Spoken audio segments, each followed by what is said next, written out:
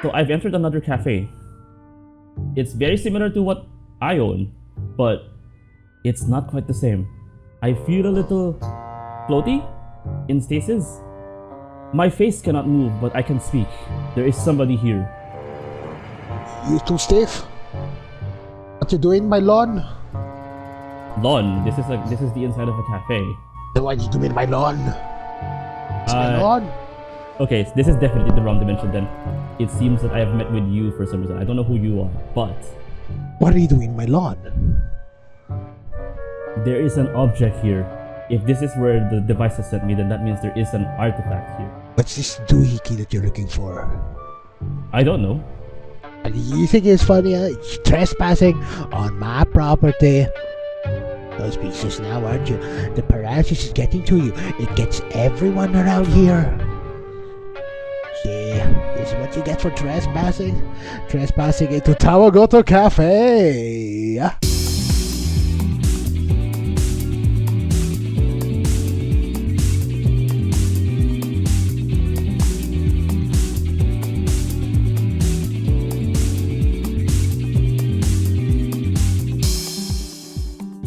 Welcome to the third season of Tawagoto Café. Starting with this episode, most texts will have voiceovers for a more listenable experience. This is an opinion piece. The opinions of the hosts and guests are their own, and are not representative of the organizations or institutions they are affiliated with. Due to the circumstances of the recording process, this program should not be in itself be taken as a factual source in any manner. This episode was recorded on August 9th, 2023. Several portions of this episode of Tawagoto Café may include outdated information. We advise viewers to consider this a retrospective piece on the state of things at the time. As an additional disclaimer, Seele is a for-hire contract Japanese to English translator and subtitler who has worked on content from Corp, representing Hololive and Holostars. His opinions do not reflect those of the company nor its management in any way. And with that, let's begin the episode. Shibai ga owari da. Is this really what the skit we're doing is? Huh? I don't care. That's how it happened. You're not responding anymore, so. 自分でやるということで. Welcome to Tawagoto Cafe. I am Zil, a man of many hats, a disembodied piece of poop of many hats. But Wait, aren't you supposed to be like a kanji drawing of yourself today? Am I? We've discussed this before. You are the character Seide. Interchangeable. Anyway, I'm a man of many hats. Unfortunately, I have no body right now, and I will not have a body unless people fund me to have a body, but I do not need a body. And today, even though as a man of many hats, today I am presenting as Hololive official affiliated VTuber translator Zere Tomoshimasu. Hi. そして as our co-host for today and special guest, take it away. 私はAkai Haato と申します。 Do you I really am- introduce yourself in Japanese? I don't have a Japanese skill. And then don't bother. Well, I was just following off of your lead, but that's fine. Hello, Hey. I am Wataru Denrai. I am a multidimensional traveler and the handler of many weird objects, and also a variety streamer focusing on rhythm games and JRPGs. This is my first appearance in a Tawagoto Cafe episode. Although you might have heard of my voice somewhere else in a form that you do recognize. Can break meta here, by the way. Oh, okay. So yes, I am also the as you can see in the @ sign under my name, it says Denryu Rider. That is what I call myself when I'm not Wataru Denrai. I am also just rather a man of many hats as well, but not as much as Seile. I have too many hats. Anyway, so today is a fairly special episode of Tawagoto Cafe. Simply put, we are recording again in a single room as opposed to previous Tawagotos prior to our first one, after our first one, where we have to record separately in different locations because the C word Yes, the C word. The C word The C happened. word happened. Happened over the course of 3 years. The past 3 years, yes. The past 3 years, yes. When was our first recording? October 2019. October 2019. That was a long time ago. But yeah, so it's a very special episode. This is the first recording that we're doing after the pandemic. And today, because as you can see, I introduced myself as the VTuber translator, then introduced himself as Wataru Denrai, Who is a VTuber / streamer. VTuber / streamer, although he streams on Twitch. You can tell the focus of the episode by now. VTubers. There has been a resurgence on the topic. Not just resurgence really. It's so relevant. It's so relevant to discuss VTubers right now. Simply because, well, there's a ton of them. Yes, there's a ton of them now. Booming in the EN sphere. You're a VTuber now. I have fallen into the poison. You've fallen into the poison, but not necessarily the whole. The whole is reserved for me. Because since he's now a VTuber, well, I translate for possibly the largest VTuber company on the planet right now. Cover Corporation / Hololive. I'm allowed to disclose that. And because of that, there are some things that I cannot talk about in the same extent as I could before. Like 3 years ago when I was still unaffiliated with Hololive production. That said, since this episode is the focus of this episode is on VTubers, we'll be talking a lot about them. But more on the sense that, okay, let's discuss what we did 3 years ago. So, to preface this, we did an episode during the first season of this show. This is the premiere episode of what will be called Season 3 of the show. Yep. Season 1 was the time when this show didn't even have a name. It was still called Whatever This Is. The first recording session ever. And one extra episode, but that's like here and there. But this was a very interesting time because we were at the crossroads of sorts. Both me and Seele have found ourselves inevitably drawn into the world of VTubers. Yep. It was a surprising time because like at that time I was just a fan, and I really didn't imagine falling this deep into the hole. Like seriously, I was satisfied as being a fan, maybe like starry-eyed even a bit, and I was peering into the VTuber hole. My brain, as an analytic engine as it is, was very much okay. How far can this train go? And now 3 years on, there's a new perspective to be gained once you're now inside the system, in a sense. I would consider my journey inside into the VTuber space one that was almost not really destined. It's more of a series of very fortunate coincidences that led one after the other. Actually, I don't remember the impetus of why you became a VTuber, actually. There will be... Okay, so here's the quick story. In 2019, before the pandemic happened, I met with a group of friends. One of them is a friend of ours, Goro Canada. Yeah, Goro. And 2 years after that meeting, in 2021, we started talking again, the entire group, me, Goro, and another streamer, who we all started streaming at the same time, about the same time, January, February 2021, on Twitch, because we just could. This was also coming after one of my close friends, the person I interviewed for episode 4 of the show, Kuroshiroe, had been streaming online on Facebook Gaming. And as I decidedly didn't want to go on Facebook Gaming, even though I expected my viewer base to be local, I decided to start streaming on Twitch. And I needed an avatar. It was eventually the Denryu wizard you all know and love, sort of. It is a modified version of a free clip art asset that I got from irastoya.com. But eventually, after a while, after about a year or so of streaming, I realized that, hey, I can't really continue to stream with just this image representing me because one, it's not a completely original asset. And two, I had two choices.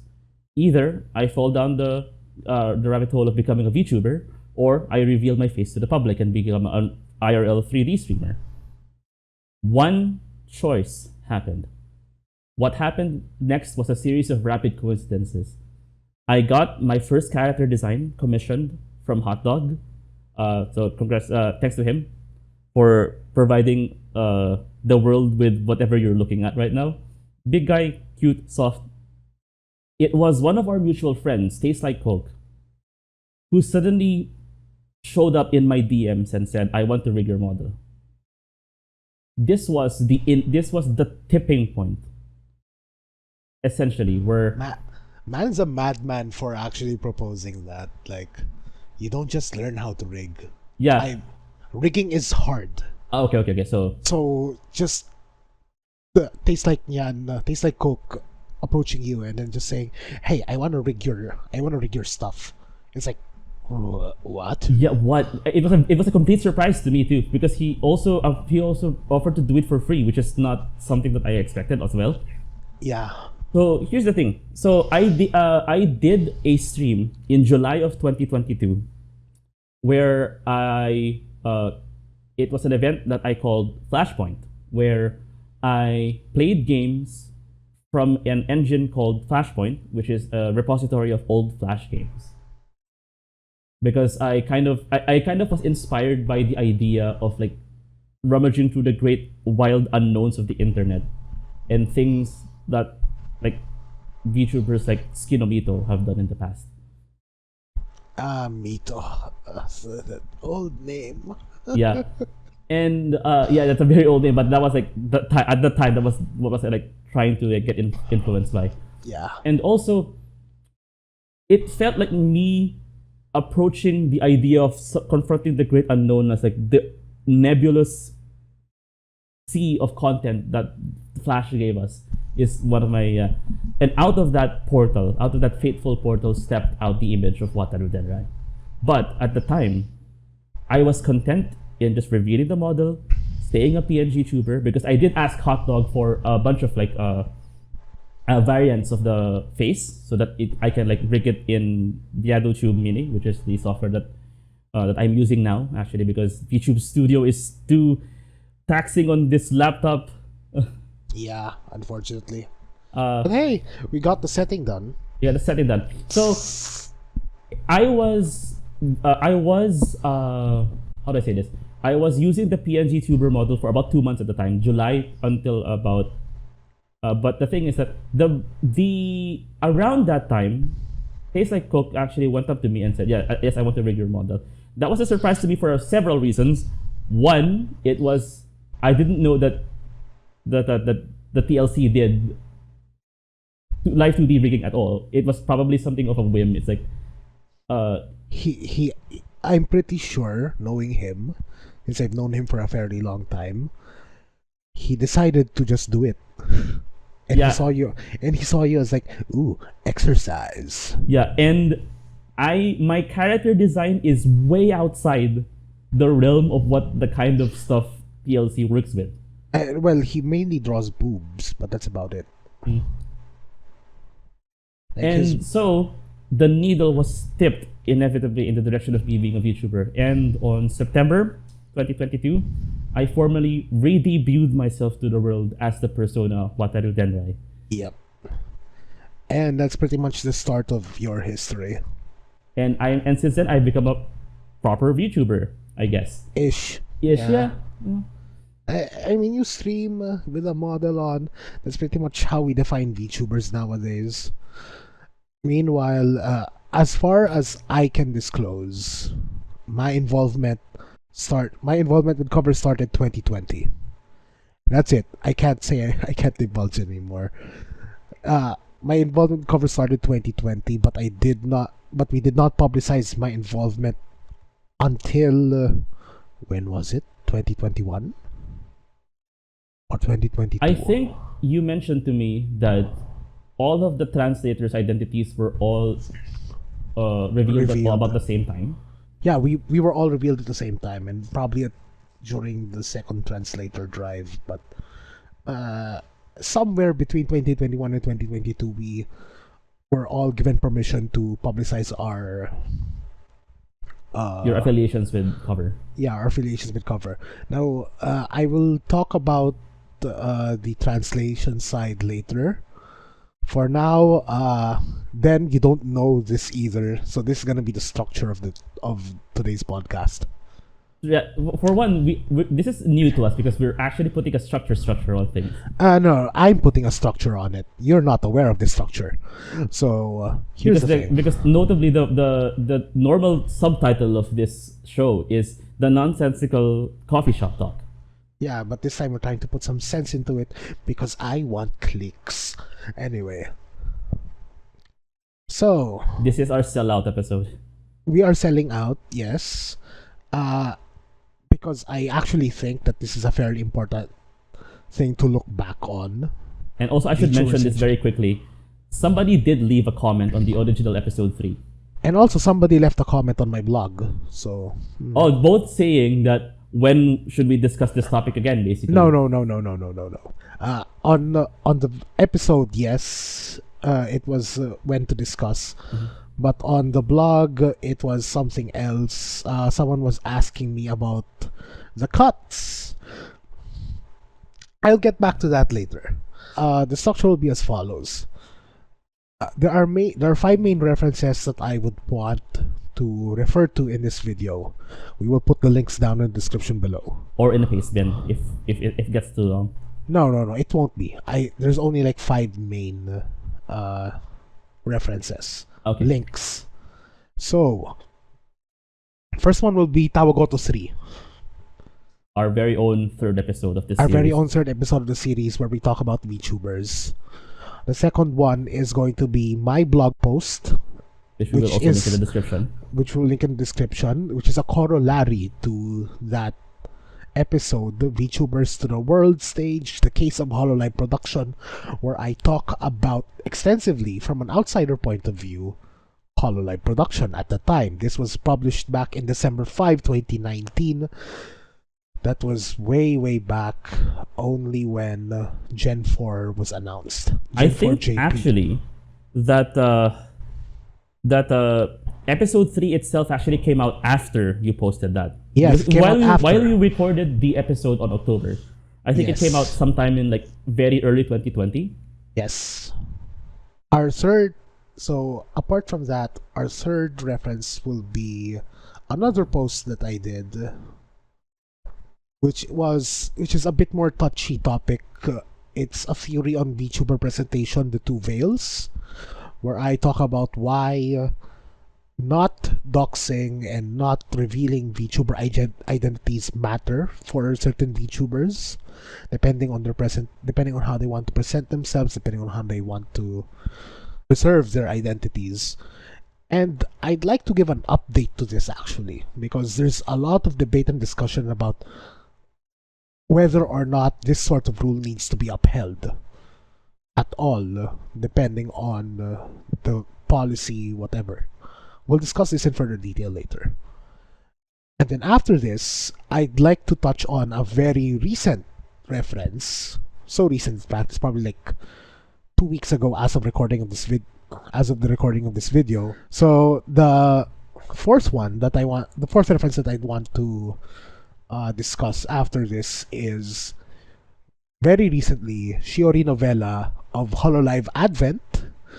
Shout out to Shiori. Please stop me from fanboying. But yeah, shout out to Shiori.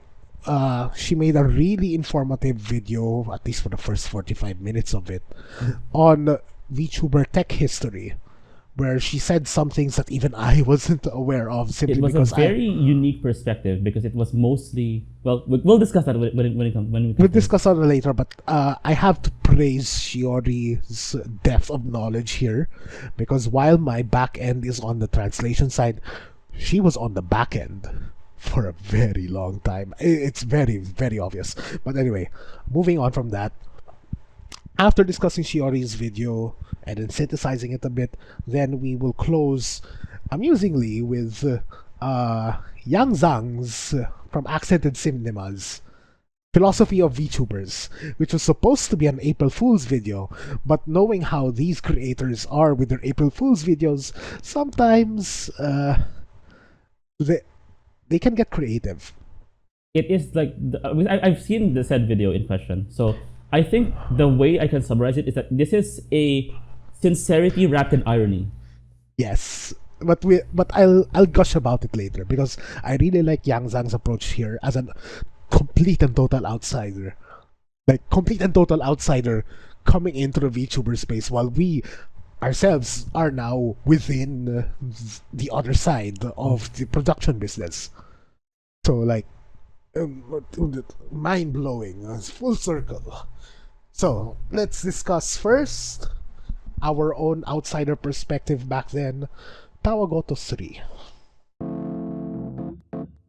The next iteration of the VTuber definition, which is more of really just, I have a virtual avatar. I am also a YouTuber. And ergo, I am a virtual YouTuber.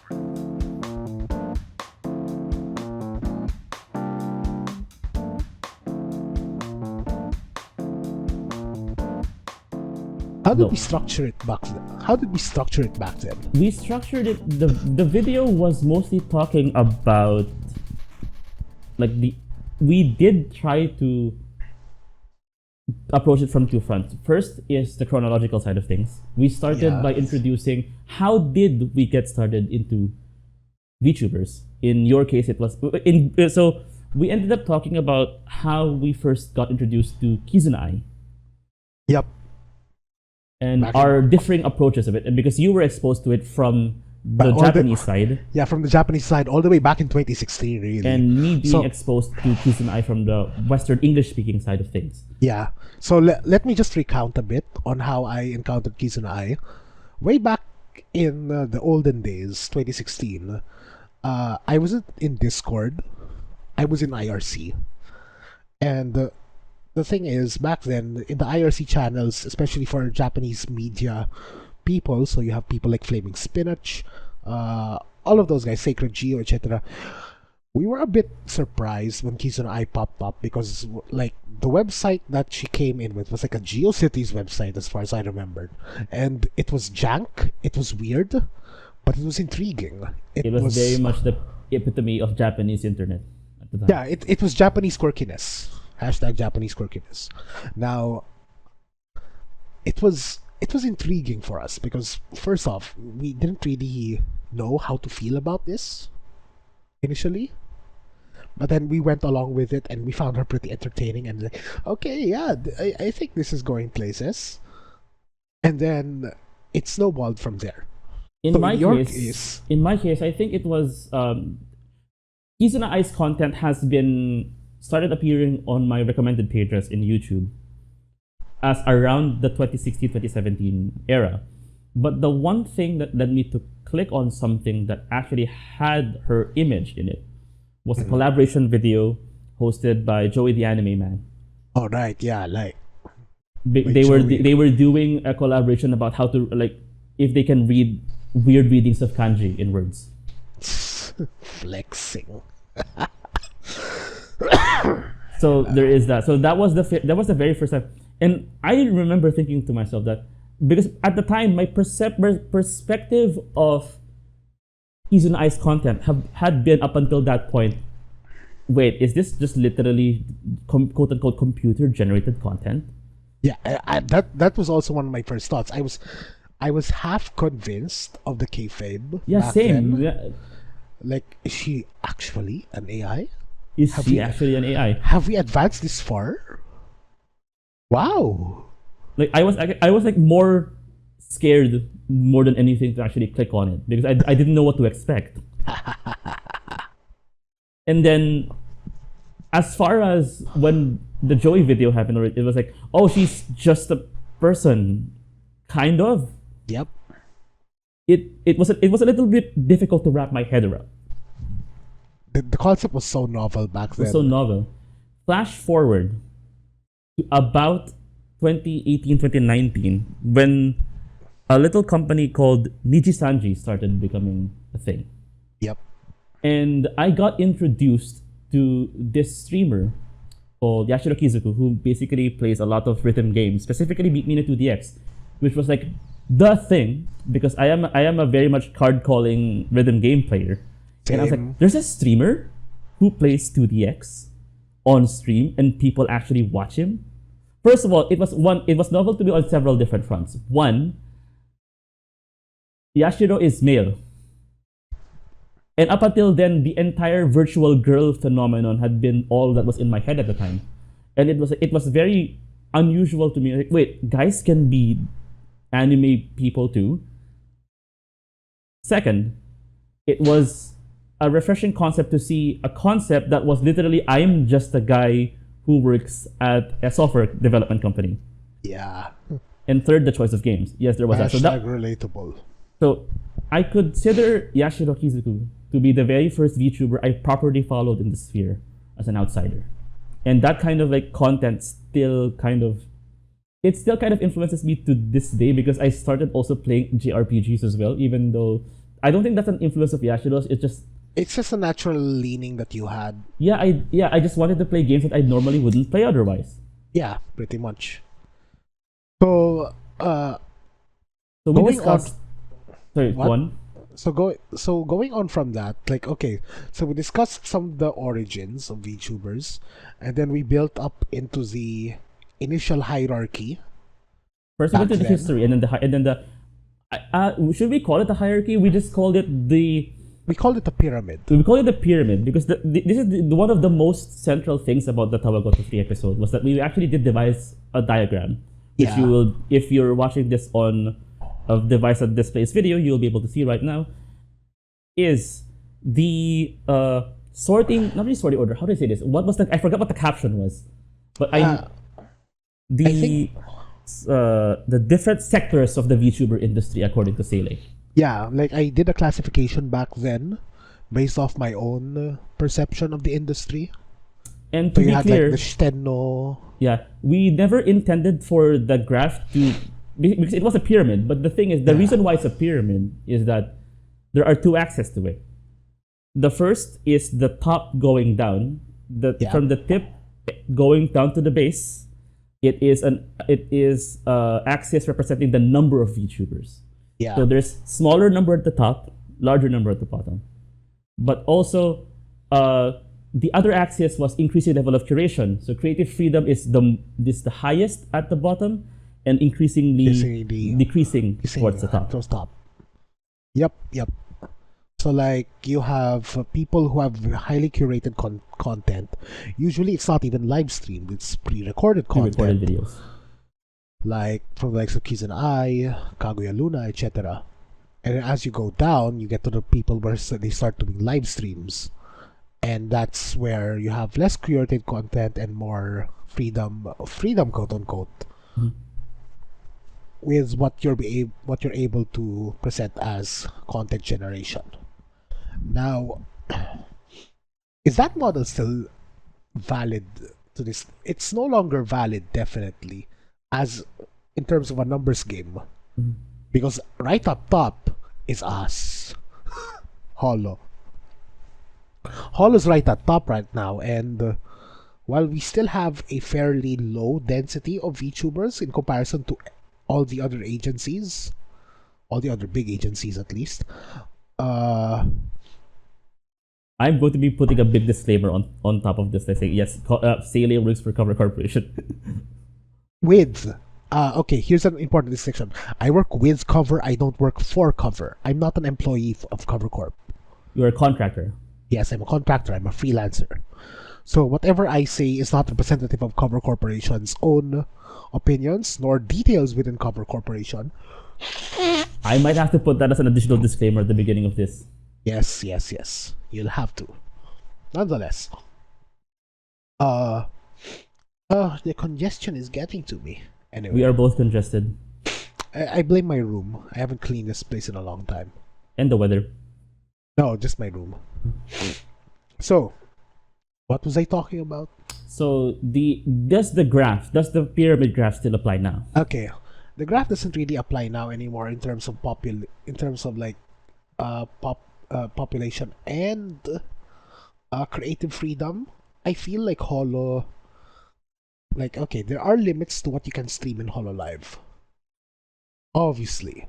It's interesting because the way we talked about it back in 2019 made it seem like Cover, specifically Cover, was an idol agency first and a streaming company second. Okay. And we did direct comparisons to things like 48G. Yeah, because that was what everyone was parroting back then. We were just parroting the same narrative. And YAGOO himself has been miscredited, I guess, for saying that he wants Hololive to be like the 48G groups, but in reality, he's just patterning it after that concept. He's not copying that concept. And as we can see now in Hololive today, a lot of them have fairly varied streaming styles, especially now with Advent. Okay, I should stop shilling Advent. Also, let me say at least that there is one critical difference between Cover's roster of VTubers versus a model that is similar to like AKS Vernalosom's 48G. Oh, what is it? The critical difference being is that there is an equal amount of importance placed on the individual's brand versus the collective's brand. Oh, wait, tell me more. I'm not privy to 48G structure. I'm mostly just I'm just mostly parroting this from whatever Goro has been telling me because he's the 48G otaku. Okay. But is that his observation as well, or is it your synthesis of his observation with The latter. my own? The latter. So I see. what I see 48G as, at least from my perspective, it is that while individual idols can get super like notable, especially, but they're usually credited as being this idol from X idol group. In Hololive's case, it's interesting that a lot of VTubers who are part of the Hololive collective have gained their names as themselves, and their affiliation to Hololive is almost secondary because of how popular they've gotten. Like, take That's true. figures like Usada Pekora, Dekora. who has and people like Shirakami Fubuki or Inugami Korone, who have extended past the reach of the bounds. That is like, we are Hololive, but we're also. It's like sometimes people just know you for you. Like, the essence there is that they're brands unto themselves. And especially those who have been making it in the music industry. And I think I'm going to want to single Hoshimachi Suisei for that, because Suisei has achieved a level of success that is comparable to a actual real life recording artist in Japan. I mean, she is a real recording artist. I mean, there is no more distinction. Yes. He's not like the VTuber part of it is completely irrelevant these days because she is a recording artist in Japan. Yes. And she'll get insulted if you just reduce her to a VTuber. Yeah, Trust me. Don't do that.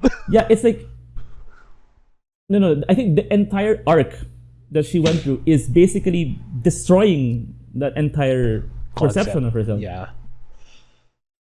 So now she's just Hoshimachi Suisei. Yeah. And no other qualifiers required. Yeah.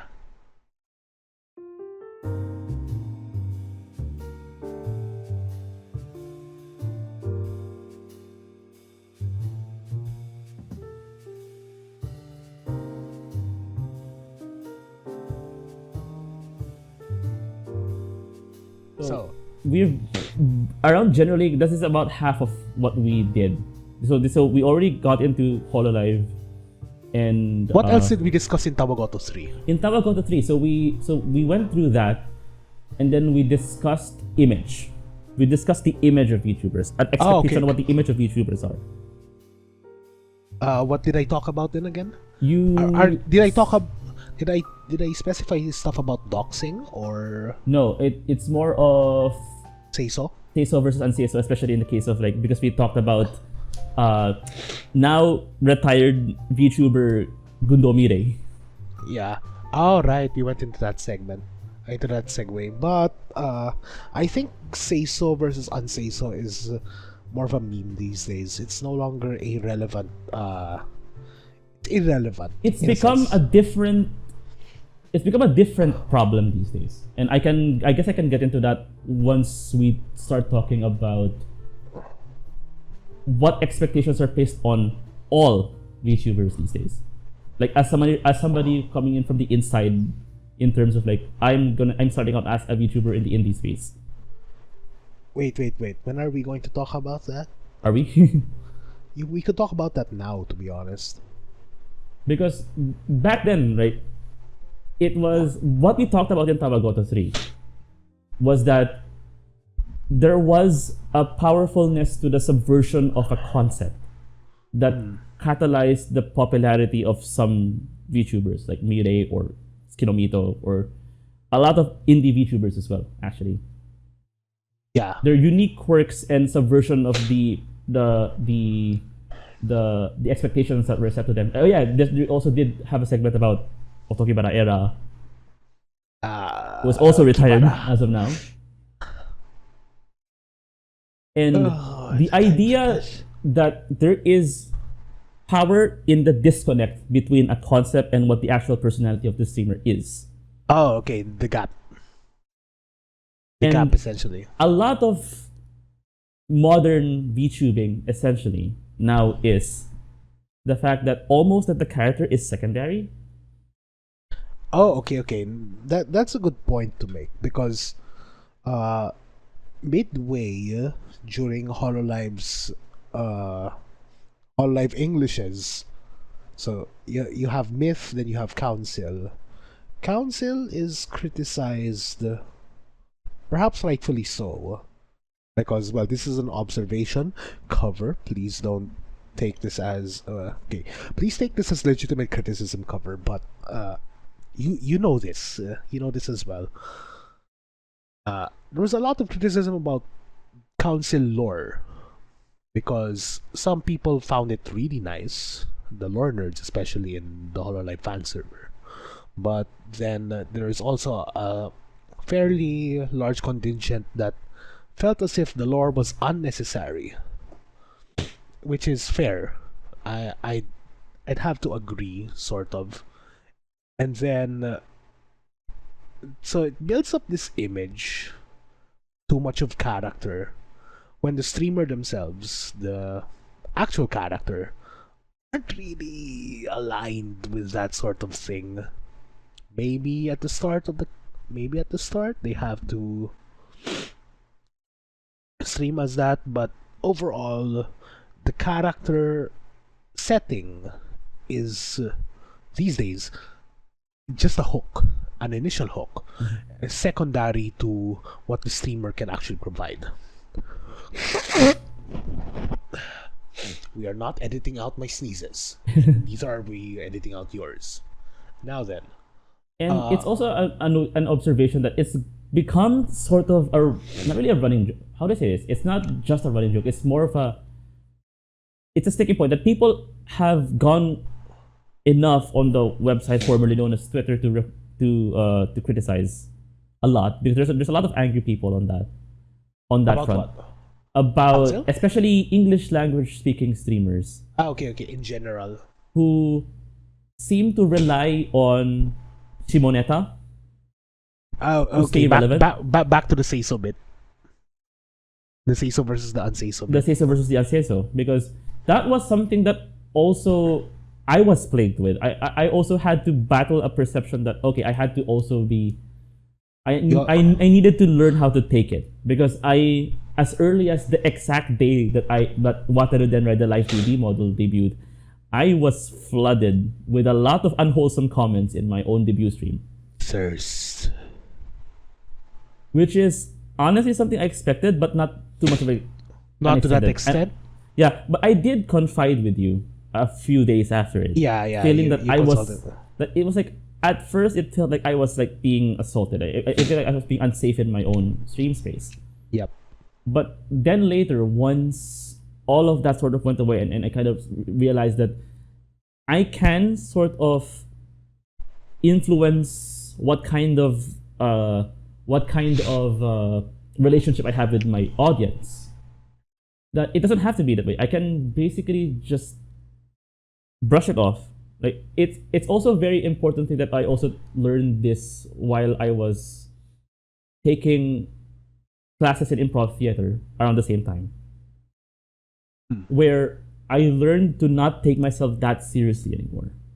And I think that's a very important thing, because the idea that performers have to be always surrounded by things like this is a universal thing. And I think that goes from the smallest streamer to the person with like 10,000 viewers watching on Twitch right now. Yeah. I will argue though that it's essential for a streamer to set up their boundaries immediately. Simply because like there are streamers who are uncomfortable with like NSFW comments, etc. Some are okay with it, but others aren't. And it's important to immediately, or at least as soon as you spot it, establish your boundaries. That's why I also think that Seiso and unseiso, or seisont, are already irrelevant concepts these days. You don't have to play as much to your audience's expectations as they want it. The streamer, the authority of the stream is on the streamer. On the stream. The chat authority is on the streamer as well. Therefore, if you're a VTuber, make use of your authority. It's your space. It's interesting to see that we've changed a bit of the mindset, because a lot of the second half of Tawagoto 3 was just us talking about VTubers having to deal with a lot of indecent happenings in their streams. Yeah, I think it was more of a scandalous bent. I can't remember anymore. It's been 3 years. Yeah, I mean, to be fair, I'm 4 just gonna like years. throw up a bunch of like screenshots from back then describing. Yeah, we did dwell on that quite a fair bit, and I think that's a little bit unfair these days, because at the time I guess we thought that they would affect the streaming community more, but Yeah. But these days it's like it's incidents like these are a dime a dozen. Despite what the internet might say, people don't, how to say this? People are not that sensitive. Yeah. People aren't that offended, despite what most people think. However, you still need to have some bit of tact as Yeah. a viewer. The viewer. And as a streamer, you need to gauge your... it's a streaming skill, essential streaming skill, to be able to gauge your audience. And it's an essential courtesy as a viewer to be able to know your boundaries. I think it goes both ways as well. It's a parasocial thing. But the thing is, I think we dwelt on it a little much in our original episode about VTubers, and that kind of felt like it was the norm. It was the norm. I guess it was the norm at the time. Yeah. But the way we see it is very different these days, at least. Yep. And then finally, to close out our segment on Tawagoto 3, we come to the last part of the talk, What where did we we talk discussed other ways that VTubers could be used as a conduit of educational content, as a conduit for informational stuff. What else? Educational stuff, music, corporate sponsorships. Yeah. Because we did talk about like Gold Ship and the Uma Musume things. Yeah, and like now, you don't. That's not even like a far-fetched. It's commonplace. It's commonplace now. I think if I looked around, if future Denryu did a cursory search about VTubers representing real life prefectures or local governments of Japan, I will find one. Possibly. It's like Kankole now, but with real people. Hello, this is Future Denryu in editing. I actually did find some useful information to go along with this part of the episode, so here it is. There apparently is a word, Gotochi VTuber, or local VTuber. These VTubers are associated with cities or prefectures, or even things like particular tourist destinations, or sports clubs, or other kinds of organizations. Internet says, at least from my time of research, that the first VTuber commissioned by a prefectural government is this one, Ibara Hiyori, who represents the Ibaraki prefectural government. There are many sources of information about Gotochi VTubers, including this one that I'm showing right now. And now, back to the episode. It's just a thing. VTubers can represent anything now. Yeah. But I mean, we can argue that that's always been a thing. VTubers could have always represented everything. Yeah.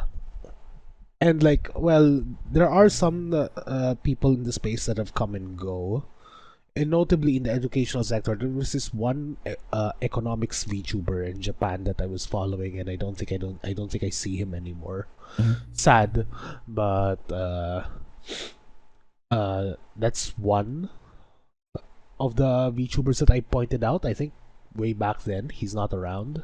He's no longer around, I think. And I don't think that specific VTuber was in episode 3. Oh. Whatever. You did not. I definitely don't remember you mentioning a economics VTuber. We did mention Katsuki Uni. Oh, okay. Katsuki. Yuni's still around. And her bent is less educational, but more of the subculture niche. Subculture niche. And then you have Mochizuki Himari, who is all about eroge. Mm-hmm. And then you have Skuru. I forgot her last name. I don't even remember her last name. But you have Skuru, who is a DIY VTuber, of all things. So... Hello, this is Future Denryu again. Many things have happened since we recorded this episode, and so here's an update on all the VTubers we just mentioned. First, the identity of the economics VTuber that we mentioned. We are referring to virtual economist Senri here. Around the time episode 3 of Tawagoto Café was recorded, Seele had been getting information on general financial trends in the VTuber space at the time, from Senri. It appears, however, that this person abruptly disappeared from YouTube sometime in 2022, after partnering up with a company and making sponsored streams with them that marketed and advertised VTuber NFTs. Senri's economics consultancy webpage is supposedly still open, but I've not found any evidence that his service is still operating as of early 2023. Next, we have the VTubers from Unicreate, or Library as they were known since 2022. The ones mentioned by Seele here include Akatsuki Uni, Zutsuki Tsukuru, the DIY VTuber, and Mochizuki Himari, focusing on eroge. Due to an incident that we will not discuss in this episode, all talents employed by Unicreate have retired from VTubing at around the same time in late 2023. Specifically between the time period of October to November 2023, which means no, they are not around anymore. Again, back to the episode. It's an interesting space. Like in general, if you look away from Hololive or Nijisanji, you will find something or someone that you will be ultimately interested in. So, what is the biggest takeaway that we can get looking back on Tawagoto 3? Oh, a lot has changed. Yet a lot has changed. I don't think I can say a lot of stuff has stayed the same. A lot has changed over the past few years. Not just our own perspectives, but generally the industry as a whole. Changed ever since the Western expansion happened. Yeah. Denryu, myself, my own perception of what the VTuber scene was, as I progressively got closer to it until I was inside, changed very importantly, because at the time I was a little bit closer to what most people might see as like the cynical take on it, which was oh yeah, these are just like performers who basically perform like how to say this, what I said was gimmicks at the time. These were like people with a very distinct concept or moe otherwise quality that had been very appealing to anime watchers or weebs or in general those kinds of people at the time. It was kind of very niche at the time, and a lot of things changed from between here and now because VTubers have slowly become less associated with the Japanese Japanophilia community kind of thing, because there are even VTubers these days who, notably, don't even follow the anime style mold or even say outright on stream that they don't like watching anime, which is an interesting concept considering what most of the VTuber boom came from. It could be the detachment is VTubing is a medium. It's not necessarily tied to the Japanese mode of VTubing. It's simply an avatar. Yeah, it is. And honestly, that kind of lingering perception, as I discussed back in episode 13 of this show, was actually what kind of led me to subconsciously think that I should involve some sort of Japanese component to my identity, which was why I eventually settled on the name Wataru Denrai. But as I also said, be streaming for an English-speaking audience, that I would put my first name first. Yeah, that way you don't sound too weeby. That connects with what we did discuss back then, because between then and now, I have slowly come to see VTubers not as, how do I say this? Not as clever, but like my perception of VTubers back then is similar to a trend that's being popular nowadays, especially on TikTok, which is the NPC. Yeah. The NPC trend. I thought VTubers were mostly like, I am acting out this kind of character. But the more I dug into it, the more I started becoming involved with the scene, the more I realized that, hey, these people are really just people with virtual avatars that do stream. And it took a while for me to fully internalize that even. But seeing it from that perspective has really changed everything. Because right now it's just, I'm just streaming. Yeah, we're just streaming. And just the demystification of everything has really, really opened up a lot of destroyed a lot of the biases that I used to have. That's good. In my case, though, becoming a translator has taken me a bit in the opposite direction. It's less of cynicism and more of realism, to be honest. And I think that's a good place for me to... What are you doing? Wait, what? Why? I hear banging. Whatever. That's not coming from me. Okay. I think this is a good place for us to start discussing. That's coming from me. Okay. I think this is a good place to start discussing part 2 of this podcast.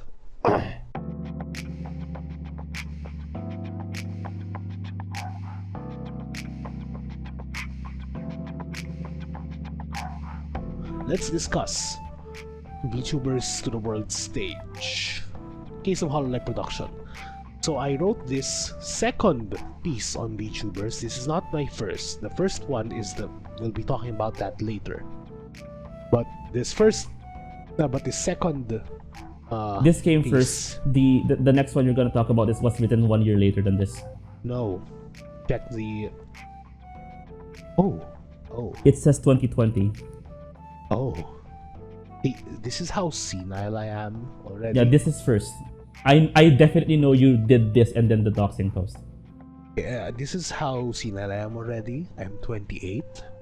I have too many stuff in my head, namely my next 3 publications as an astrophysicist. Which is another hat Seele has to wear. Stuff that I'm doing for cover, which I cannot mention. But yes, this article, which was basically an addendum to Tawagoto 3. Yeah, so... Okay, so let's browse through it. I don't think we'll flash through the screen, I guess, eventually.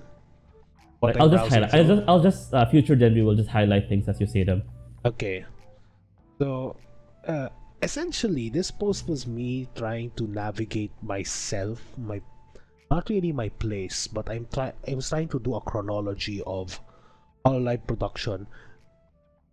The motivation for doing this is twofold. Number one, it was in a fit of madness. I usually whenever I write something, anything really, of this length, means that I was out of my mind during that time.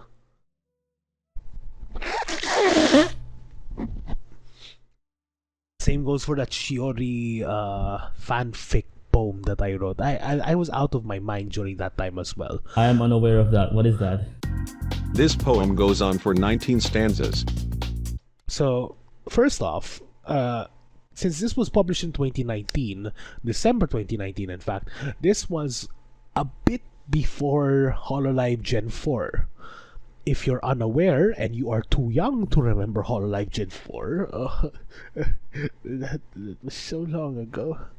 Hololive Gen 4 is basically Kiryu Coco, Kanatan, Amane Kanate.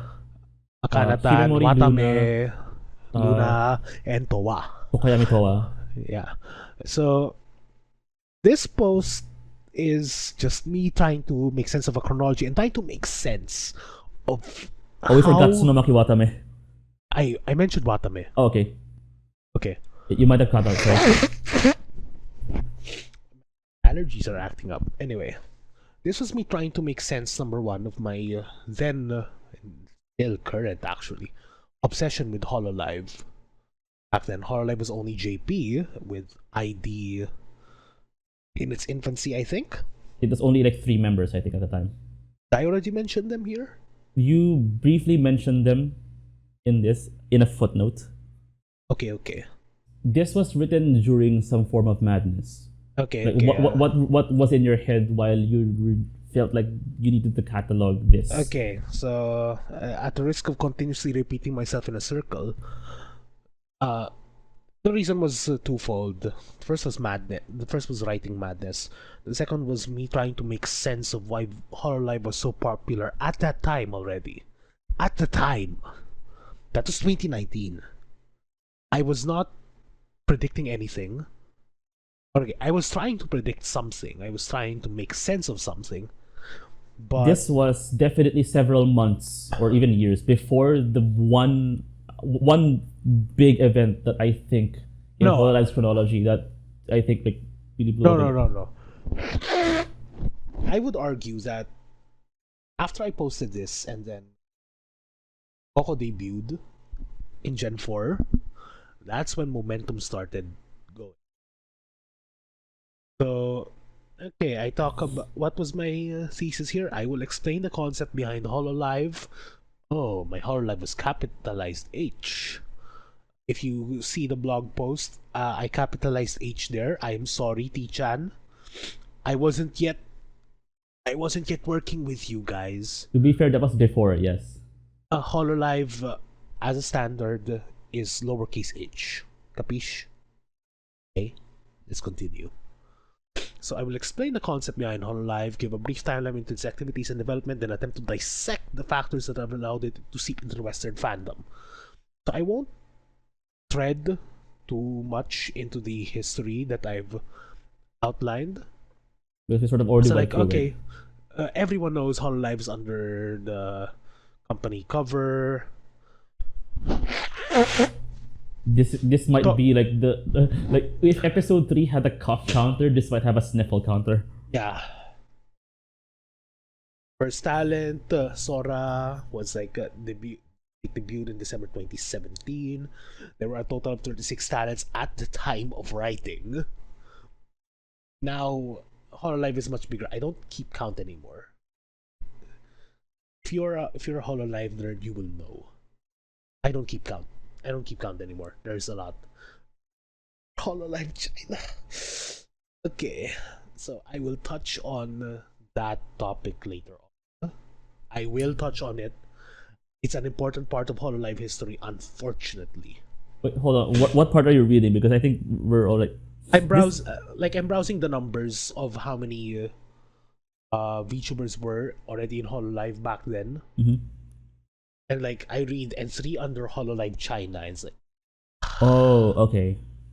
and I list down the talents. This is obviously outdated. So before I tackle into the continuation of the history of Hololive after 2019, because essentially 2019 they just built up their talent base, etc., etc., added new talents into the pool, blah blah blah. Now, first let's talk about the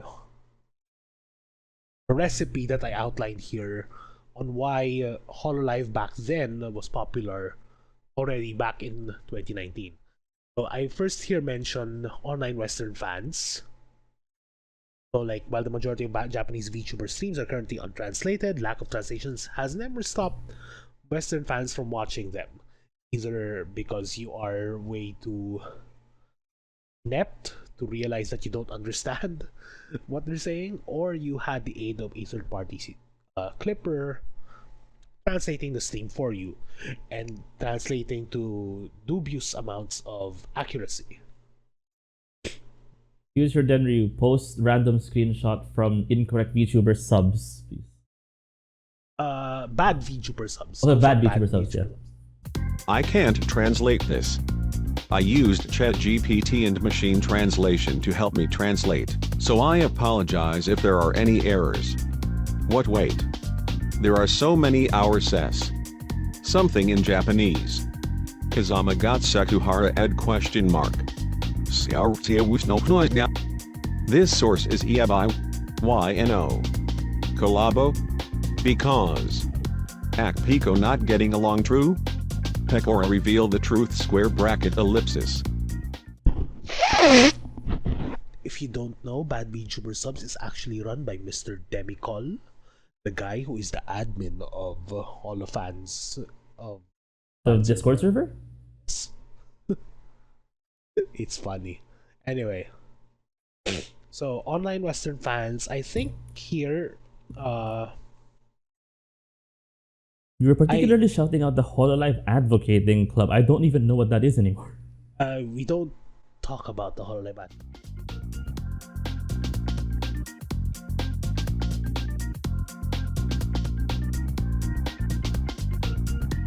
I think the Western fandom back then was already particularly strong. I personally, what did I say? Okay, there's a clipping scene. It probably had some of the first clipping scenes in the industry, really, and that was a significant boost. But the thing is, I think the first clippers, Liger, for example. Yeah, we did discuss it. We did discuss this in Tawagoto 3 too, because a lot of we did tangent a bunch just on Matsuri and Liger. Yeah. And the funny thing is that I didn't know back then that Liger was also a seasoned fan subber. Like, Liger was fan subbing for quite a long time, a lot of anime back then, and then he also worked a bit on as a professional subber for some anime. I don't think it'll be too comfortable for me to discuss which, so let's keep it at that. But in essence, like, the early clippers back then were all anime subbers, to be honest. And then they realized, like, okay, I think the draw for them, those particular anime subbers in particular, on why they started subbing VTubers, was because VTubers were essentially anime. Come to life, essentially. Come to life, essentially. It's like they have an anime avatar. They talk in Japanese. They must be anime.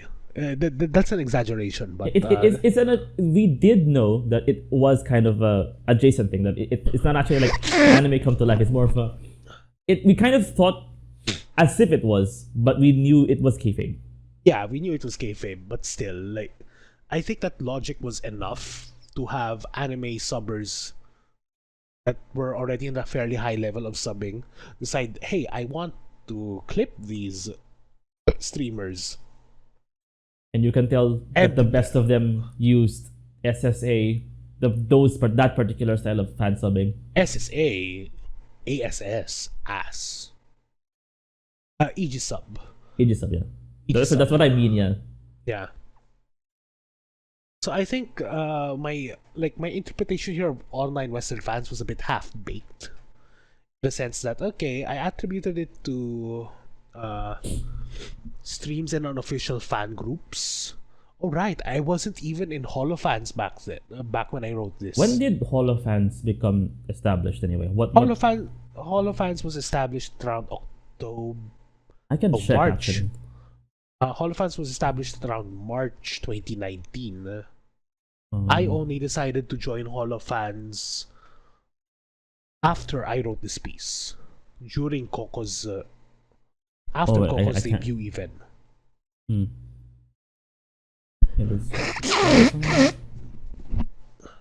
I can actually look at it. Whoops. But yeah, so the online Western fan base was fairly niche, but at the same time fairly loud. And very dedicated. Very dedicated back then. So that was one factor. Right now, I think one of the biggest anchors for Hololive's popularity is not just the presence of a Western fan base, but Cover's capacity to capitalize on that through Hololive English. Should we go through all of these? Because we can just quickly go through. We then go through Holo Graffiti. Because I think Holo Graffiti was an experiment. It was an experiment, and now it's like a long-running series. Graffiti is interesting because a lot of its early episodes now are axed. Yeah, I noticed that. Like, for example, that the actual Holo Graffiti episodes that I use as references for episode 3 are now dead links. Yeah, because back then we didn't need to worry much about permissions for the references that we were making. Oh yeah, one of those videos was the very copyright infringing all the games battle episode. Yep. And well, to be fair, I think that was a necessary sacrifice. Holo Graffiti had a hook. It was a really good hook, and now like our writers in Hologra, for some odd reason, are all smoking crack. So while they don't have access to those references anymore, they can always tap into new ones. And I think that's a continuing strength into Hololive itself. Oh, okay. One thing that I think I would also like to add is the creative expression of the characters in Hololive's world also increased with the introduction of Hololive Alternative. Right, Alternative. I'm not to be honest, I'm not actually too familiar with Alternative setting. It's basically an anthology, right? Yeah, it's basically an anthology, but I don't really think too much about it. It's more VTuber fic. It's more lore focused, essentially. Yeah, for people who want that kind of thing. Like for people who want that lore that is not hologra. Or it just carries a more serious tone around in general. Yeah. That's another thing that would cater to the fans. And I think the perception of Japanese equals weird has dropped over the years. True. It no longer is the thing. Yeah. Although there is still like a sense of Japanese comedy in a sense, being quirky. But it's not a necessity to maintain Hololive itself as a brand. As you can see, like Hologra is for the comedy side, and then you have Holo Alternative for the people who want a more serious flair into the talents. Pretty much. And then the third outline was Haato. Akai Haato. Hachama.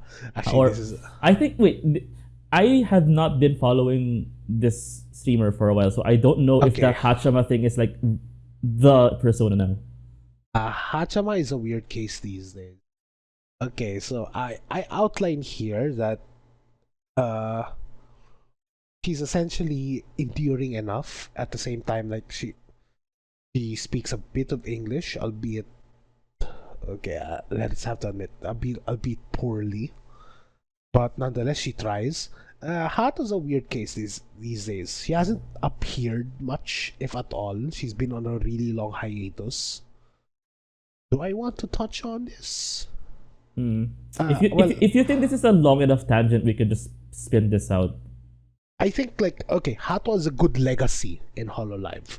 Despite the fact that she's still around, guys. The only issue is that, like, Hato has a good legacy. She has a niche as well. It's just that she hasn't been around as much for me to discuss anything in substance. I'm sorry. So, but as a point of reference, like, Especially at the time. At the time, Because everybody was talking about Hato at the time. everybody was talking about Hato. Yeah, she was a good draw. Because, as I said, because I think my main point for this article was that Hololive was starting to cater to an English audience, unknowingly even. Foreshadowing the eventual. At least prior to Coco's arrival. Oh yeah, because this was written before Coco. Yeah. So, Hato is still a fairly significant part of Hololive history, at least with the initial draw to VTubers. These days, though, we take it for granted, but English VTubers in Hololive were like mind-blowing back then. And by back then, I mean a few weeks after I published this.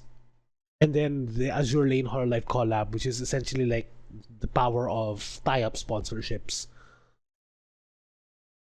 And the take, so I won't touch too much into that because stuff happened. So a few takeaways, at least in the post itself. Initially a quaint curiosity, VTubers are becoming a solid niche in the Japanese entertainment complex. I maintain this stance. Even to this day, they are a solid niche. I talked a bit to like some of the higher ups in cover way back when I visited in Japan, and by some I mean a few people. And I was talking about, okay, how large is cover's market share in VTubers in general? Large, really large. How large is it in comparison to the Japanese streaming scene? Not that large. VTubers are still a niche thing, and I think they will continue to be niche. Not everyone is, not everyone's cup of tea is anime avatar talking to them via their screen. Still, There is definitely, yes, even in YouTube, such Yeah. a huge portion of viewership coming from IRL game GQ people. yeah, And their market power, especially because they are YouTubers to the most conventional sense, being mostly funded by third-party sponsorships and support from their MCN. yeah, The traditional paradigm still produces a lot of great results. And if you asked a random elementary school kid in Japan what kind of streamer they want to be or they want to watch, you would usually encounter those kinds of names. Yeah, people like Yeah. Hikakin or Anija Otoja or yeah, those kinds of people. yeah. Still though, VTubers are like, I think, not just Japanese kids these days, but even like regular weebs, for example, or people who are into anime, they'd see a VTuber like, hey, that's a streamer. I want to be like that someday. And it wouldn't be that much of a surprising thing. These days, at least. These days. Yeah. And what else did I say? It also seems like VTubers will occupy a sizable amount of Japanese idol market. Surprisingly not. Hololive has. There were times where Hololive did release content under its like own label. I Yeah. wonder how things like the Blu-ray recordings of Nonstop Story, Beyond the Stage, those kinds of things, sold on and charted on Oricon or something like that. I wouldn't know the numbers, to be honest. I wouldn't know the numbers. I only know the numbers for individual streamers. For individual streamers. Like Soy tops Oricon. Kali tops Oricon. That's Oricon. I predict Nerissa will top Oricon as well. Once, are we going to manifest that Nerissa will eventually get a major label deal? We'll see. Oh, definitely. Anyway, so I think the idol market, Hololive still has the majority grip on the idol market niche, at least in Japan. But I don't. Further research and observation is needed. Well, it's been 3 years. It's been 4 years. The observation that I've made is that Hololive still has some of the strongest idol branding, despite, probably because of how it markets itself, not strictly as an idol agency. One of the premises that I came into writing this article is that Hololive is a idol agency first and agency second. That's streaming agency second. Streaming agency second. I was so wrong. We were so wrong. That's because that's We what were we so said in wrong. Tawagoto 3 too. Yeah. We were so wrong. Hololive prioritizes content that its streamers will be comfortable making, and the company will be comfortable releasing, but Cover has a very talent first policy. At least from my perspective, at least. I have no hand in management, disclaimer. But as far as I can see, there's a very talent first policy in Cover. Sometimes to its own detriment, to be honest. But that's what happens sometimes. So the second point, the global market for consumption of Japanese media is ripe for entry by VTubers. That is true. Look where we are at now. When the influence of virtual YouTube being itself has become so large that even I, as a streamer who does it casually, is now one just because. And then I talked about Hololive's approach here, but I am honestly curious as well how the Nijisanji model would go. We'll talk about that later. Holo and Niji's histories are intertwined, and I'll have to narrate them quickly and efficiently in the best way possible. The Cover consolidating their whole brand and single entity probably has some marketing strategy coupled to it. Yes, actually, there is, and that's one of the reasons why it's been pretty successful so far. But I don't have power to probe into YAGOO's mind right now. I think I'll touch on this when I start talking about history post 2019. The next article. Yeah. No, not the next article. The extension to this that I will be narrating as I go along. And in episode 3 of the podcast, blah blah blah blah. A Done. later piece might have you tackle the roots of YouTuber content and structure. I can't do that. Yeah, this is not something we can. Theory, please do that. She has the chops. But anyway, so that was my perspective back in 2019. A lot has changed. A lot has fundamentally changed ever since I started working with Hololive and ever since the events of 2020 happened. 2020 was a wild year. Like, you have Gen 4 debuting. Kiryu Coco was a massive success regardless of how it ended. Like, to this day, I credit Coco for essentially making me think maybe translation is something that I would be useful for, despite the fact that I suck at Japanese. Still. And yet, you continuing to post the daily digest of Asakoko. Yeah, way back then. This is before you were officially contracted by Cover, and it was something that I also put in the end note of episode 3 as well. Yeah. But like, okay, Coco fired up my translation brainworms simply because she was one of the very first, and I mean first, VTubers in the Japanese space to bridge the gap between Japanese and English. And I think that was a really important step and a really bold move for Cover as well.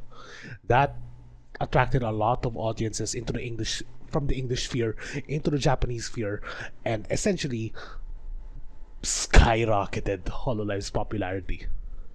It was bound to happen essentially even without Coco, but I think Coco just Happened to be in the right place in the right happened time. with right place at the right time. And like with that success, also she happened to be in the wrong place at the wrong. She happened to be at the wrong place at the wrong time. Because we can't talk about Hololive history without the 2020, what they call the 2020 firestorm, where unfortunately due to it's not actually a single misstep, it was a series of It missteps. was a series, yeah. It was the effect of several small incidents that Several small incidents snowballed. just piled up until the fall went to Coco, and then shit happened, unfortunately. And it led to the loss of an entire branch in Hololive China, which is why I still look back to it with some deep regrets. And back then, like, okay, I won't specify when I started working with Cover, but I already had some level of involvement, and it was not pretty within and without. If you were looking at it from the outside, you'd be thinking Cover was on fire. If you're looking at it from the inside, you would still be thinking Cover is on fire. There was no... It was uncertain times, really. It was very uncertain times. And then luckily, or rather, well, after a series of very almost near fatal mistakes, I'd say, also on mostly on management and PR side, we slowly started recovering. Gen 5 came out a bit after. The unfortunate case of Mano Aloe had to pretty much happened. There was no Ginger. And then the rest of Gen 5, Nepolabo, pretty much continued on even without her. Nonetheless, Hololive kept on trudging through. As a brand and as the individual talents also found their own niches. Fast forward to 2021. Luckily, 2021 was relatively uneventful. Relatively, I guess, because by then, at some point, Aki came back from her really long hiatus. Is it Aki? I forget. I'm already too senile for this. Nonetheless, we'll fact check this. we'll fact check this, but Aki or some other talent. I'm sorry. Hello again. This is Future Denryu for the fact-checking corner. As mentioned by Seele, the Hololive talent Aki Rosenthal was in fact on hiatus between the months of December 2018 and February 2019. Considering, however, that the hosts were talking about the events that happened in the year 2020, the incident that happened with the Hololive talent Yozora Mel would be a better fit. This talent had returned from an unexpected 6-month-long hiatus on June 2020. Both the streamer herself and Cover Corporation had made official statements on the matter. Due to brevity's sake, however, we will not be discussing these events in detail. And unbeknownst to the hosts on the time of this recording, Yozora Mel would eventually have her contract terminated with Hololive on January 16th, 2024. And that's the Fact Check Corner. Back to the episode. But some other talent came back from a hiatus after management managed to sort themselves out a bit more. Hello? You can ask, maybe. I heard a tat-tat-tat. Oh, it must be a USB cable moving or something. Okay. It was the phone, not the mic. Okay. So when was the Rusia thing? When did the Rusia thing happen? Late 2021? I don't know. Or was it I actually 2022? don't know how time works sometimes. I don't know how time works sometimes. The pandemic was a blur, but at the same time, so many things happened back then for Hololive. It was such a weird time compression thing almost. Okay, wait. Here's an important thing. When did English drop? When did Hololive English drop? the first batch? Yes. I must remember. We must I consult the Hololive fan wiki. Because I don't remember honestly. Members. Myth. Were they the first? Myth. Hololive English Myth. Debuted September 12, 2020. 2020. For Mori and Kiara. Ina Okay, and say- Ina, Gura and Ame on the 13th. I say no more. I pretty much have. I pretty much recall. Ian debuted at a really awkward time. Was it awkward? And what's the firestorm? When did Coco graduate? He graduated a year after the firestorm. June. I remember it because I remember it. I remember it quite vividly. July 2021. July 1st. Yeah. So Myth debuted, and then after which what happened was what I would call the November firestorm, where a lot of things went down drain. Nonetheless, we trudged through that with Hololive English Myth, and then eventually, after the dust tried to settle at least with Coco's graduation in July, had Council. Can you fact check me? Council appeared after July? Hold on, let me fact check you then. First, there was Iris, Okay. because Iris debuted ahead of everyone else. She doesn't actually. Yeah, because she's a separate Project Hope. Yeah, July 11, 2021. Yeah. And then the rest of Council. The rest of Council. The Council is its own generation. Yep. When And Council, the first to debut, well, I think they all debut on the same day. Yes, they did. August 23, 2021. after the firestorm. After the declared end of the firestorm, Coco's graduation. So it's interesting how there had not been any talent to debut on the English side of Hololive for 2 years after Council. I think that was intentional. Simply because there are a ton of applications that go through these days. And you need a lot of time to go through them. Go through people who are applying who have applied once before. And I think 2022 was more of a Holo Stars year. Holo Stars Yes. English. Oh, right. I worked on a lot of Stars stuff back then. Okay, now I remember. So Stars time to shine was 2022, especially with the coming of Tempus. Hololive was a brand that really grew back then, way beyond my expectations when I wrote that piece. I wasn't even being prophetic at that piece. It was just like throwing ideas to the wind. This might happen based off what I think they're doing, and the reality is Hololive was doing a lot more way before I even thought they were already doing it. Let's note, okay. So, as an insider, I will shed some light into a few details. Number one, a debut doesn't happen in a month. I think that much is obvious. So, if you're going to debut a gen or even just a single talent, that's gonna take a long time. I won't give a specific time scale, but let's say half a year. It'll take at least half a year from confirmation to the preparation of the rigs and the designs and all the and a lot goes into a debut itself. So don't expect something like like auditions popped up here, maybe I can debut next month. No.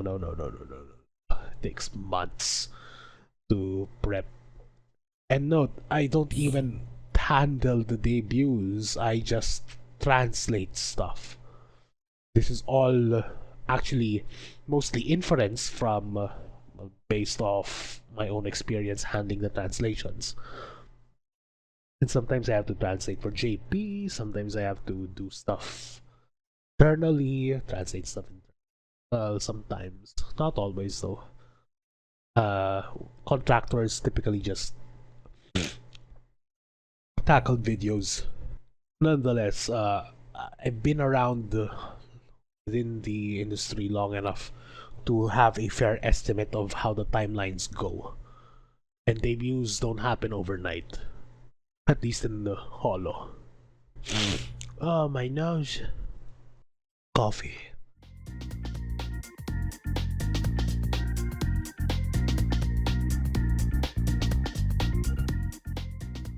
Now, interestingly enough, I've also been observing the entire scene for a fairly long time already, that I also have an inkling, but this is mostly conjecture. Disclaimer, this is mostly conjecture on how Niji operates as well.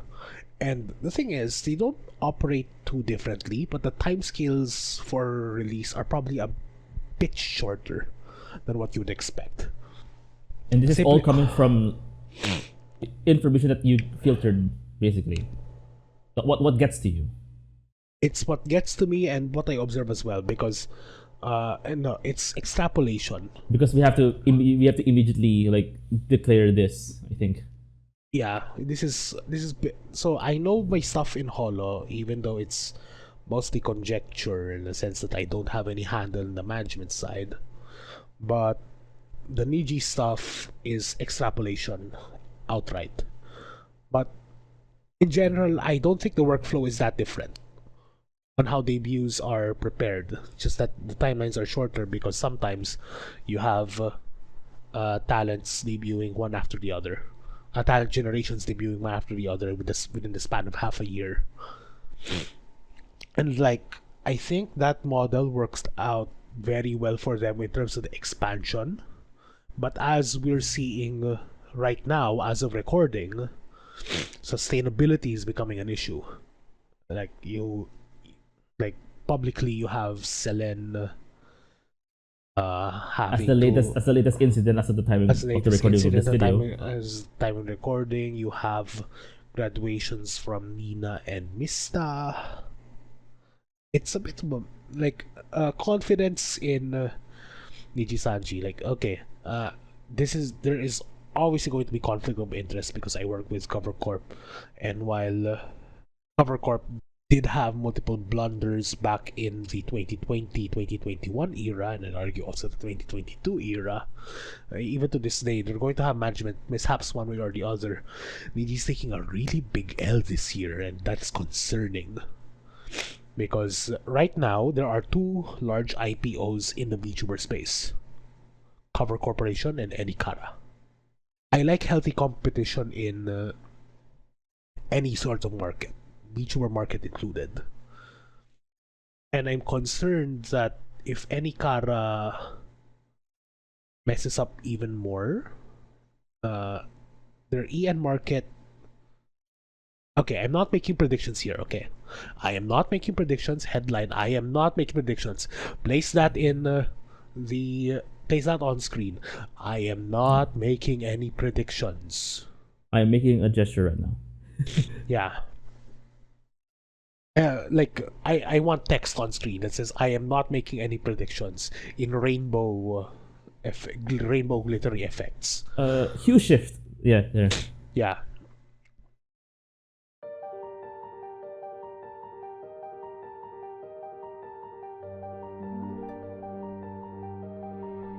However, if Enikara continues its trajectory, I think the confidence in its EN market is going to fall.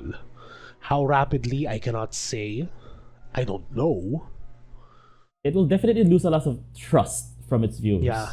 From its viewership, the general viewership, not even just like the ones that specifically watch for a certain personality, just in general, because group dynamics in Niji generations have been stronger pretty like you would expect from a tiered debut system, because everybody should like get along and do stuff with each Yeah. other. Please don't come for past Wataru in the comments. He didn't know.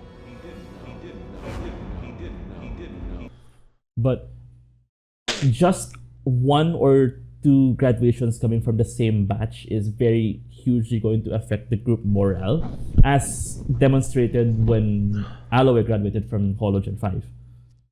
Oh yeah, that was a good example already. Granted, Aloe sadly didn't really stream that much, but group dynamics are generally part of the team building exercise before even a debut happens. And the problem, like, an early graduation is one thing, but a late graduation, especially on not so savory terms with company, is worse, because you already have built rapport with your gen mates and possibly your co-workers as well, and unfortunately you have to leave because of reasons that are either beyond your control or disagreements that can't be resolved. And that seems to be the one running theme behind a lot of the graduations that happened this year on the Enikara front. I think that's also something that happened in Cover's front, specifically with Russia. I can't disclose anything in regards to how the Russia case really happened, or it happened as it pretty much happened as we announced it. Really, we tried, and we couldn't. We just couldn't mesh. And our audience is free to believe what they want to believe, I guess. Yeah, they're free to believe what they want to believe, but I'll just quote like this African novel that I pretty much remember only for its title. Things fall apart, the center cannot hold. I don't remember the last part. Things fall apart, basically. Things fell apart. It was a hard to resolve situation. A lot of the blunders in the cover, rather at least the major ones at least, were situations that were hard to resolve in the first place. If you're a pioneer in VTubing, you're also going to be a pioneer in failing a lot. And I think that's important, to have an example of failure as well as an example of success. You can't always have examples of successes, otherwise you don't know how to navigate the failures as well. And if you're unfortunate enough to stumble into the failure, you have no choice. You have to press on. And it's such a very refreshing perspective, given of how we talked about the scene a few years ago. Yep. We spoke of a scene that was only just was going to explode, especially when it actually did, since both Hololive and Nijisanji experienced a huge boom, even in the English-speaking sphere. Even in the English sphere, yeah. But also, given enough time, there would be inevitably failures coming from everywhere. I mean, we even discussed one of them during episode 3 proper. Yeah. Because of the collapse of Entum, for example. Yeah, Entum was already dying back then. But even at the time, it was like not everybody. And the story of the victors in the VTuber industry cannot be told without also saying the stories of the people who didn't. Yeah, without telling about how hard VTubing is in general, both as a corporate endeavor and as an individual endeavor.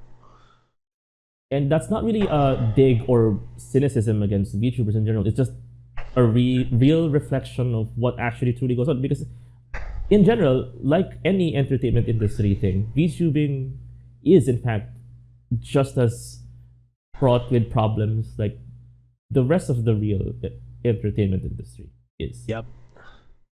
Granted, there are like special rules within VTubing that are dependent on the group, the corporation enforcing it, or the individual that's pretty much streaming. And also the power of social media, which cannot be overstated. Yes, especially in this current era, unfortunately. still, like, despite all the hell that I've seen within the industry, I remain a bit more optimistic, especially after Advent. Like, okay, I'm gonna be Advent chilling for a bit. Forgive me for this minor ad break, I guess.